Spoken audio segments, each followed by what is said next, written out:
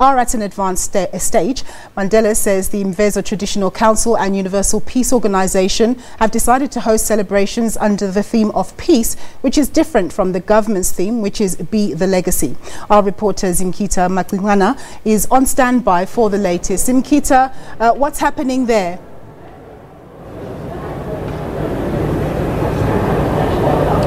Good afternoon, Nompu, and a warm welcome to Mvezo. If you can see behind me, preparations are underway. This is where the celebrations are expected to take place here when they celebrate 100 years of the life of Udada Nelson Mandela. A lot of people usually refer to Qunu as the birthplace of Nelson Mandela. However, Mvezo is where he comes from. This is his ancestral home, and this is where the 100th birthday celebrations will be taking place today. We are going to speak to his eldest grandson, Chief Zwelivelile Mandela, who's going to break down the events that are expected to take place tomorrow. Celebrations are going to take place tomorrow, and I can see you can't wait. And you said when we were speaking to you over this weekend that it's time to celebrate. I can see preparations are underway and things are folding up nicely. What is expected to take place as from tomorrow morning? Well, first and foremost, let's correct this narrative of Qunu and Mvezo. Mvezo is where Madiba was born. He writes in Long Walk to Freedom that I was born on the 18th of July, 1918, on a tiny village on the banks of Mbashe River, located in the Mthatha district. So this is where Madiba's ancestral home is, where his father's chieftaincy is, where his traditions and culture is embedded. After Nkosi Mphakanyiswa had been stripped of his chieftaincy, the family was forced to relocate to Qunu, where uMampemfu, uMajali, Nosekeni, Nongapi Mandela's home was. He then brought the other wives collectively to reside in Qunu, and that is where Nkosi Mphakanyiswa is buried. But it is also where Madiba is buried. As a family, we regard Mvezo to be Madiba's birthplace and Qunu to be Madiba's burial place. And when we honor these two homesteads, on July 18, it's when we celebrate and honor Madiba's birth. But when we celebrate and honor the passing of Madiba, it's on the 15th of December. 15th of December is when we buried him in Qunu on his final resting place. But we, as the Royal House of Mandela, the Mvezo Traditional Council, and the Universal Peace Federation, as you can see gathered here, are young people that are coming from all across the world, brought by Universal Peace Federation to come and be part of this historic moment when we celebrate the centenary of the life and legacy of Nelson Mandela. Let me tap in there. You are saying the Universal Peace Federation is part of organizing this event, and you have a different theme for the celebrations. Why did you choose peace, amongst other things, to celebrate his 100 years? Well, there's a forever etched picture in my memory of my grandfather draped in a traditional leopard blanket holding a pigeon. And it's a true illustration of who Madiba was, the man of peace.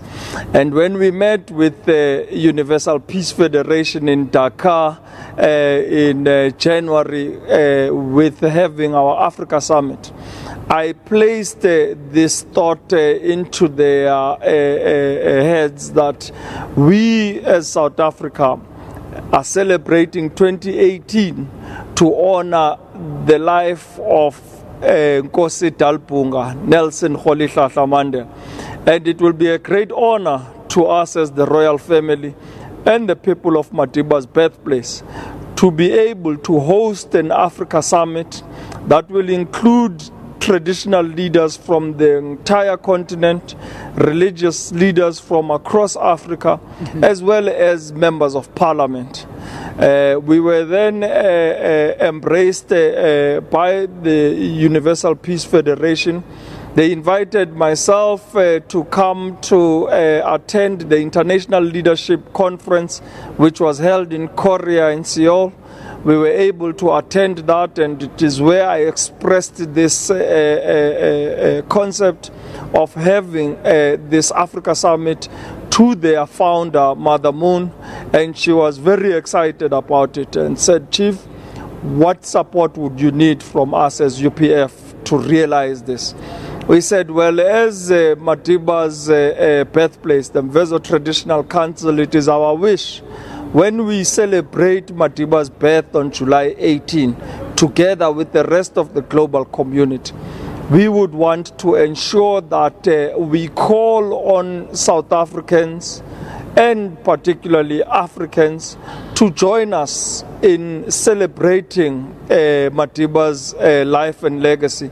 But most importantly, we would want to honor him by having an Africa Summit that will be located in Cape Town in November. Mm-hmm. And we will therefore be looking to these leaders, from parliamentarians to religious leaders and traditional leaders across the continent, to come into a 3-4 day summit where they can be able to look at different models for peace, but also prosperity, because as people living in rural areas, we want to see development taking place in our areas. We want to see opportunities coming to rural areas.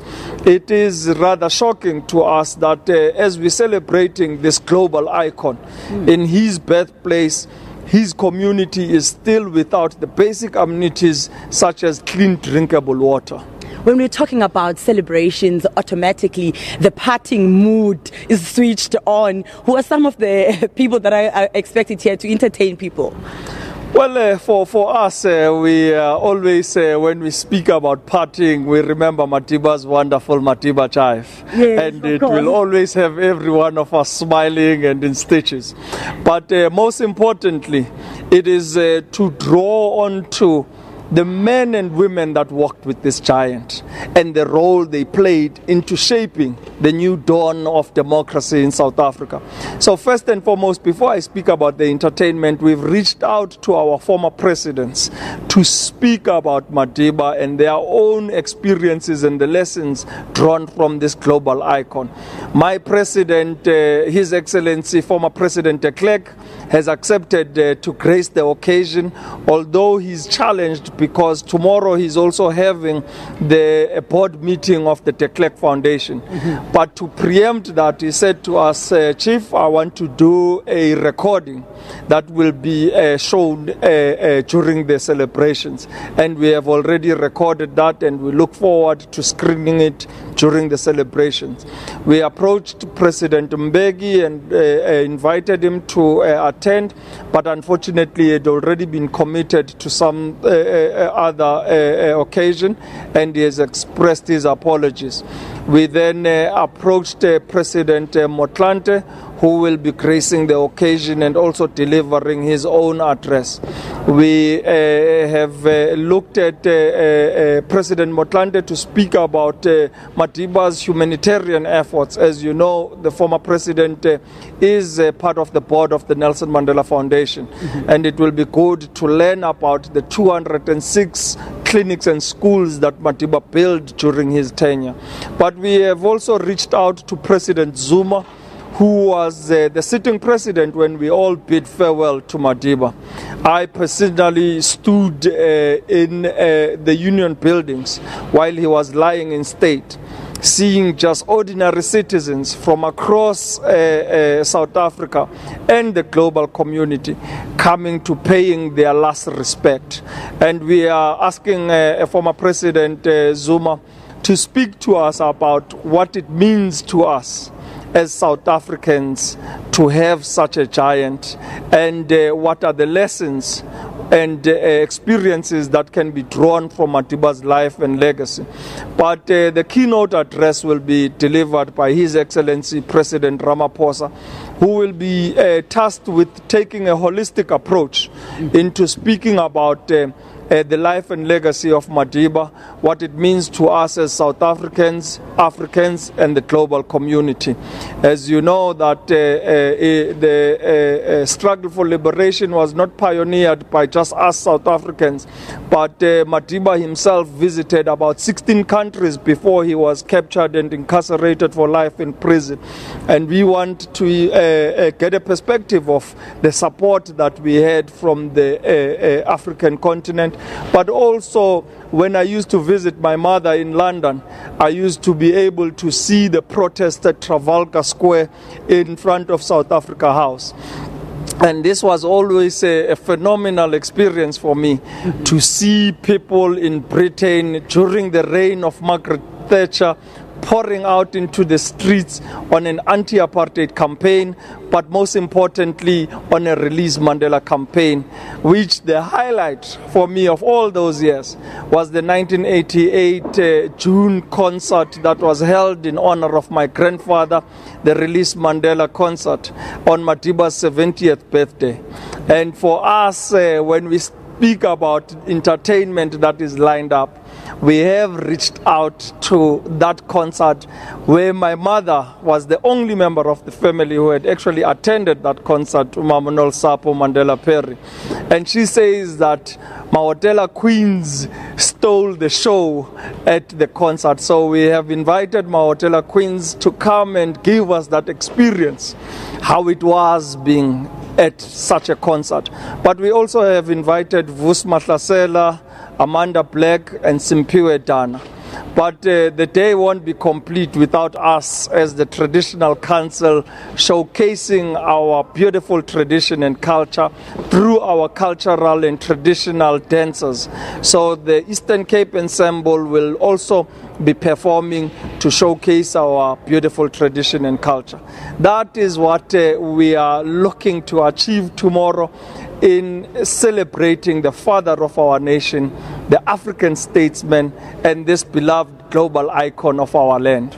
Thank you very much for your time. Well, Nompu, we can go on and on again because a lot of things are expected to take place here tomorrow, and the excitement is mounting as we are expecting more than 500 people to be here at this dome marquee that took 17 days to be put up, and the flooring as well and everything. Tomorrow we are going to see the final setup, and we are told it's going to be very beautiful. It's going to be glitz and glam because it is a celebration. It is a birthday. It's back to you in Johannesburg. Thanks very much, ZImkitha. It does sound very exciting indeed. Well, let's cross over.